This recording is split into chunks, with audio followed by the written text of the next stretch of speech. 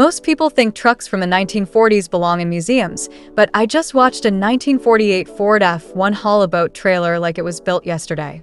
What if I told you there are trucks pushing 80 years old that can still outwork some modern pickups? I'm about to show you 20 classic pickup trucks that prove they don't make them like they used to. These aren't garage queens or trailer princesses. These are working trucks that have survived decades of abuse and keep coming back for more. Some have been in the same family for generations, others rescued from junkyards. But here's the crazy part. Many are more reliable than trucks built last year.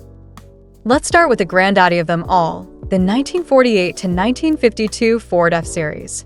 This was the truck that changed everything. Before the F1, most pickups were just cars with beds bolted on the back. Ford built the first truck designed from the ground up to be a truck, featuring a separate cab and bed design that was revolutionary for 1948. The magic wasn't just in its design, it was in its flathead V8 engine producing 100 horsepower.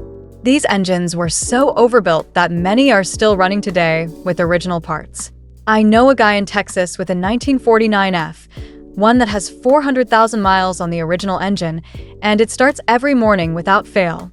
Ford sold over 100,000 F-Series trucks in 1948 alone. Next up is the 1947 to 1953 Chevrolet Advanced Design, Chevy's stylish answer to Ford's F-Series. Where Ford went for pure utility, Chevy added flowing fenders, a distinctive grille, and an interior that actually looked good. The heart of most advanced design trucks was Chevy's bulletproof 216 cubic inch inline-six producing 90 horsepower. These engines ran forever with basic maintenance, oil changes, tune-ups, and they'd go for hundreds of thousands of miles. Chevy sold over 5 million during its 7-year run. The 1950 to 1966 International Harvester L Series deserves serious respect. While Ford and Chevy fought over consumers, International built trucks for people who actually worked for a living. These were overbuilt in every way, heavier frames, stronger axles, and engines that could run all day. Most came with International's 220 cubic inch inline-six, designed for pulling heavy loads at low speeds with massive torque. You'll still see these working on farms today with over 300,000 miles. The 1953 to 1956 Ford F-100 was Ford's improved second-generation F-Series. They fixed every problem from the first generation with a lower hood line, wider cab, and Ford's new Y-block V8. The 239 cubic inch engine produced 130 horsepower, making it one of the most powerful trucks of its era. Ford built over 1.2 million F-100s during the 4-year run. The 1955 to 1959 Chevrolet Task Force was Chevy's stylish answer featuring wraparound windshields, hooded headlights, and distinctive egg crate grills. Most came with Chevy's new 265 cubic inch small block V8 producing 162 horsepower, the start of the legendary small block family still in production today. You could get wild options like the Cameo Carrier with fiberglass beds or even four-wheel drive. The 1957 to 1960 International A-Series combined style with International's legendary durability. These featured clean, modern lines with slanted grills, but underneath remained virtually indestructible. Most came with International's 240 cubic inch inline-six producing 135 horsepower, known for durability and fuel economy, with nearly unbreakable 4-speed transmissions.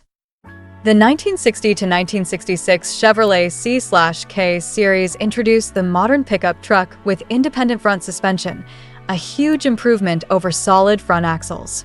Available engines ranged from the economical 230 cubic inch inline-six to the powerful 327 cubic inch V8 producing 250 horsepower. Chevy sold over 1.5 million during the 6-year run. The 1961 to 1971 Ford F-Series represented Ford's longest-running truck design because it was nearly perfect. Clean, understated styling aged gracefully with proven mechanical components. Ford offered everything from the economical 223 cubic inch inline-six to the powerful 390 cubic inch V8. The popular 352 cubic inch V8 produced 208 horsepower with enough torque to pull a house off its foundation. The 1963 to 1987 Jeep Gladiator was way ahead of its time, essentially a pickup version of the legendary Wagoneer combining serious off-road capability with decent on-road manners. Most came with either a bulletproof 230 cubic inch inline-six or powerful 327 cubic inch V8, all with standard four-wheel drive. Production was limited to fewer than 200,000 over 24 years, making clean examples worth $40,000 or more today. The 1967 to 1972 Chevrolet C/K series marked the beginning of the modern truck era with longer, lower profiles and car-like styling. Engine options ranged from the economical 250 cubic inch inline-six to the powerful 454 cubic inch big block V8, with the small block 350 V8 being most popular.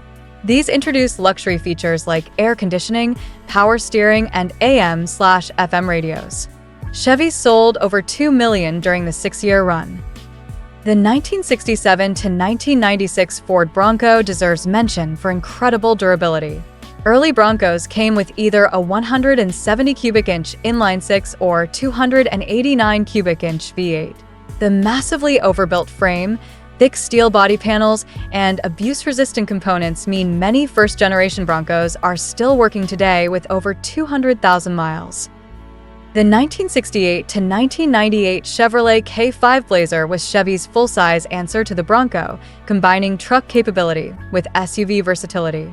Most came with reliable 350 cubic inch small block V8s producing around 200 horsepower. The removable top allowed open-air driving while the excellent four-wheel drive system handled any terrain. The 1973 to 1987 Chevrolet C/K series represented peak traditional American truck design: big, powerful, and unapologetically American. Clean, masculine styling with distinctive grills looked tough without being aggressive. Engine options ranged from the economical 250 cubic inch inline-six to the massive 454 cubic inch big block, with the popular 350 small block offering good power and reasonable fuel economy. The 1973 to 1979 Ford F-Series continued Ford's tradition with new designs featuring higher belt lines and more glass area for better visibility. Ford offered everything from the economical 300 cubic inch inline-six to the powerful 460 cubic inch V8, with the 390 cubic inch V8 being most popular for heavy-duty work.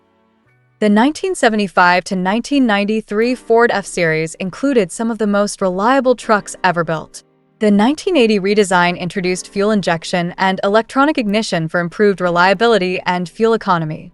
The legendary 300 cubic inch inline-six produced only 150 horsepower, but massive torque, regularly accumulating 300,000 to 400,000 miles with basic maintenance.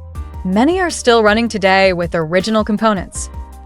The 1988 to 1998 Chevrolet C/K series represented the last traditional full-size trucks with aerodynamic styling and improved fuel economy while maintaining legendary durability. The introduction of throttle body fuel injection replaced carburetors, improving reliability and economy. The 350 cubic inch small block remained most popular, now producing 210 horsepower. The 1993 to 2011 Ford Ranger might seem too modern, but many are over 30 years old and still working daily. Ford's answer to compact imports, Rangers came with economical 2.3-liter four-cylinders or reliable 4.0-liter V6s, known for running well past 200,000 miles with basic maintenance. Let's also talk about the 1980 to 1997 Ford F-Series with the legendary 300 cubic inch inline-six that deserves its own spotlight. This engine became the stuff of legends among truck owners. It was simple, reliable, and practically bulletproof. The 306 had only 7 main bearings, a single overhead cam, and basic fuel injection in later years. No fancy technology, no complex systems, just pure mechanical reliability. What made this engine special was its low RPM torque. While it only made 150 to 185 horsepower depending on the year, it produced massive amounts of torque right off idle. This made it perfect for towing, hauling, and working at slow speeds all day long. Fleet managers loved these engines because they rarely broke down and were cheap to maintain.